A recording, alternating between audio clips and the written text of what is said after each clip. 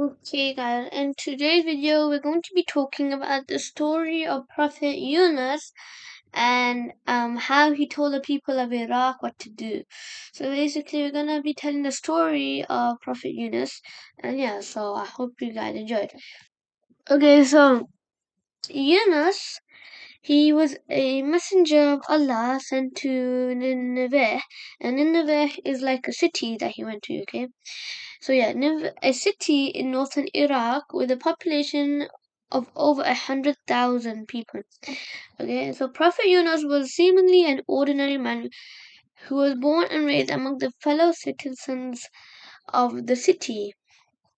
Okay, the booming city of Nineveh had long forgotten the message of Allah, and then they became a city filled with idol worshipping and sin. So the people of Nineveh with idol worshipping and everything, so then Allah decided to send Prophet Yunus, a man born amongst them, as a messenger to guide them to his path. Okay, the path of light.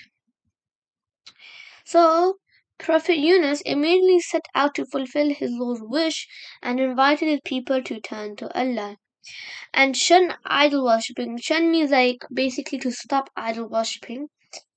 So basically, but the people of Nineveh rejected Yunus, so they didn't want to listen to him. They thought he was lying. Just as many nations rejected the prophets and messengers before him, Yunus was not deterred. He continued to call them to worship of Allah, reminding them of the terrible wrath of Allah, and was directed at Ad, Thamud, and the people of Nuh. Okay? But they rejected this and said, "We and our forefathers have worshipped these gods for many years, and no harm has come to us." Prophet Yunus wanted to help them and was president. He did not give up on his people. Despite their ignorance and harsh words, he continued to warn them of Allah's punishment. So the people weren't listening, and Yunus wanted to tell them not to do this or else they would be punished by Allah. But they weren't listening.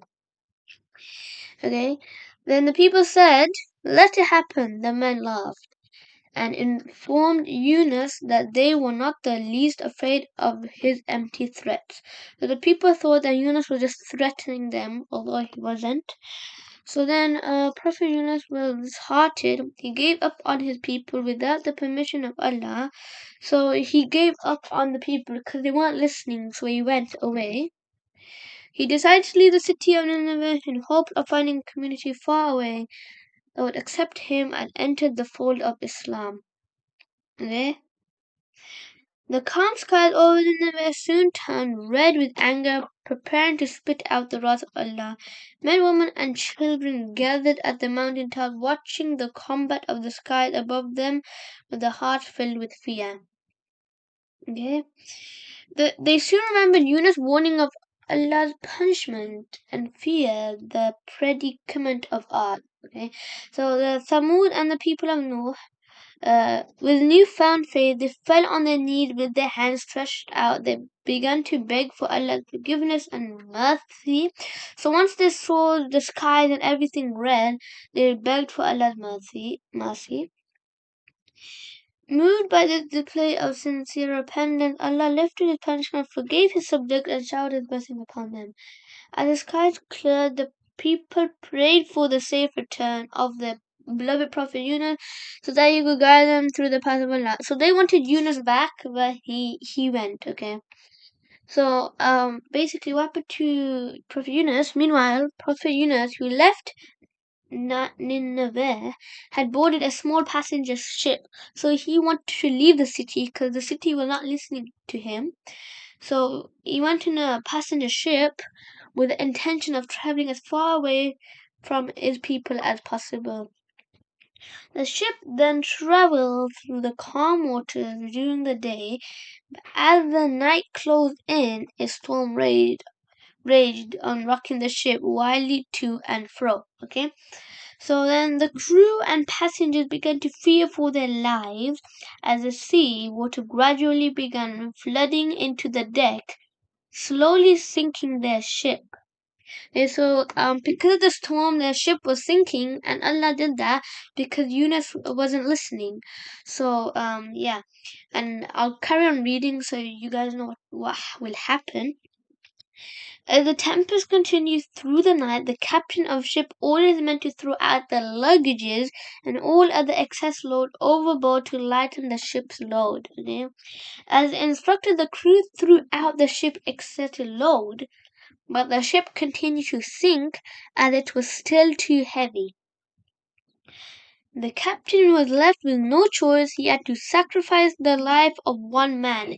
If he wished to save the life, okay, so that one man was Yunus. Okay, so one man, if he wished to save the lives of his crew and passengers, as it was common practice among men during those times, the captain decided to draw lots to choose the passengers to be sacrificed.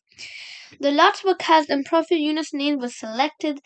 The men knew that Yunus was a young, righteous, honest, and a blessed man, so they refused to throw him out and agreed to draw lots again.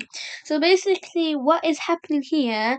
They were playing a game yet to see who will fall off the ship, and Yunus' name was keep on being like yeah, his name was keep on coming because Allah was doing that because He wanted to give Yunus a punishment for leaving the city. Okay, so let's carry on reading.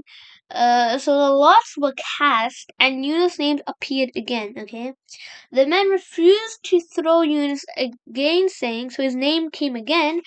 We are not going to get rid of Yunus. He is our blessing on the boat. He is the best man we have on the boat. We are not going to get rid of him. So they drew lots for the third time, and Yunus' name appeared yet again. The men were baffled, so his name kept coming, yeah? The men were baffled. Prophet Yunus knew that this was the verdict of Allah, for he had left his people without his Lord's consent. So Yunus jumped out of the ship into the dark, angry waves in the middle of the ocean.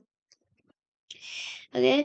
As Allah commanded, the largest whale in the ocean swallowed Yunus just as he hit the water. Yunus, who was unconscious, awoke to find himself enveloped by sea darkness. So what his punishment was, he went in the water and then the whale ate him, okay? That was what his punishment was. But then he believed, well, like whales don't kill you instantly, they have to digest you first. So he never got killed instantly, but he was weak, yeah? So basically, he believed he was in his grave, but as his senses awakened, he realized that he was not in his grave, but was in fact in the stomach of a large fish. So this large fish's stomach was very dark, he couldn't even see anything. So deep in the stomach of the whale, Prophet Yunus prostrated to Allah and said, "O Allah, I am prostrating to you in a place where no one has prostrated to you before, in the stomach of a fish." He then called out to Allah, repeating, "None has the right to be worshipped but you. Glorified be you. Truly, I have been among the wrongdoers." Okay? The creatures of the deep sea heard the invocations of Yunus and gathered around the whale to join along in the celebration of the praises of Allah. Okay, so then Allah the Most Merciful was immensely moved by Yunus' repentance. He commanded the whale to spit out his messenger at the nearest shore. So what Yunus was doing, he was stuck in the whale, right? And then he prayed to Allah and everything. And then since Allah is mercy, He let Yunus out, so He forgave him. Then the whale obeyed Allah's command and swam to the nearest shore and ejected Yunus. Ejection means basically like take him out of the whale. Yunus's body was inflamed as a result of acids in the whale's stomach. So there was a lot of acids in the stomach. So basically he had no protection against the sun and wind, so Allah commanded a tree to grow over Yunus to provide him with food and shade. So that tree had food and it gave shade to him, so the sun doesn't shade. So basically, yeah, Allah forgave him and informed him that if it were not for his sin invocation, Yunus would continue to be in the stomach of the whale till the day of judgment. So if he never did any praying or any like repentance, he would have stayed in that whale till the day of judgment, and that would be a very long time, okay? So when Yunus was completely recovered, he traveled back to the city Nineveh to complete his mission, okay? Upon arriving at his hometown, Yunus was stunned. The entire population of Nineveh had accepted Islam and were awaiting his arrival. So all the people were waiting for him. Together with his people, Yunus prostrated to the Lord and thanked him for all his blessings. Yunus was the prophet whose entire community accepted Salam.